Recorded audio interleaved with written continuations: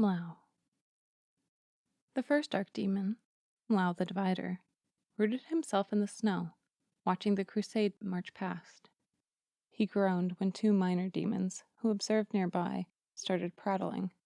"A riddle is mine, so jiggy, so fine, I know the old rhymes. Please, oh please, do share the one with the hair, the one where the dragon shines. Lend one of your ears and begin to hear what it is we need to fear. This tale seems to lack, so I will stand back, and if it does, I will leer." "Will you two shut up?" Mlaou growled. "Aren't there some ghosts around to bother?" Tired leather wings drooped behind the archdemon's back carelessly. He had departed the accursed ruins at the beckoning of another archdemon, Coserai, and the world he found neared the end of its 13th age. However, he was frustrated he had petty demons to deal with before Coserai's amusement began. "Nah," the left demon greeted after being caught unaware. "The ghost became boring. Do you want to know what's been happening with the current archspawn?" "You don't need to retell your silly rhymes. The humans are headed straight for the rhyme viaduct, are they not? Coserai's gonna have to try harder than that if she wants to force a privileged child to suffer." Mlaou took a place alongside the lesser demons. "What is it you mean? That's not how it seems," the right demon said. "I will toss you back into the accursed ruins if you do not stop with your poems," Mlaou threatened. He snarled his snout, showcasing lines of jagged teeth. "Of course," the left demon said, hitting the right demon in the thigh.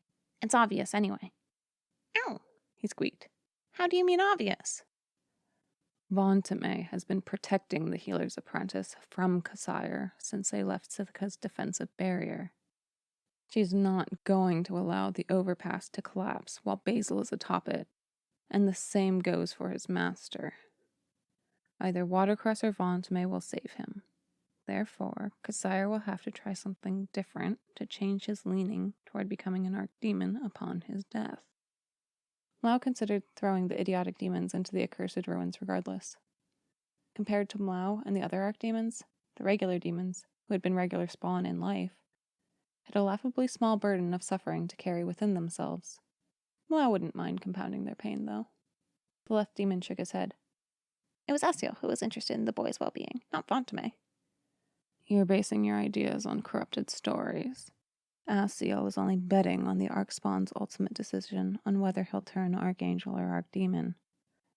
He's assuming the boy will make the right decision on this generation's day of judgment. Asiel's not doing anything to sway the chances one way or another. It would make him as faithless as I am. Conversely, Tome doesn't have a semblance of pride to concern herself with. She's just interested in him because he pays her attention." The minor demons laughed as they rocked back and forth in the frozen wasteland. Once the chuckling died down, the left one asked, "How do you know?"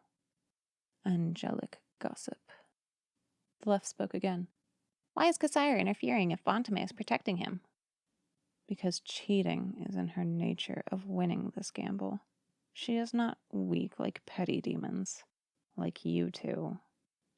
If Mlaou had any interest in using them as pawns, he might have asked them about their living histories, but he had no such intentions. He had no concern for them whatsoever. "So then what are you doing here, Mlaou?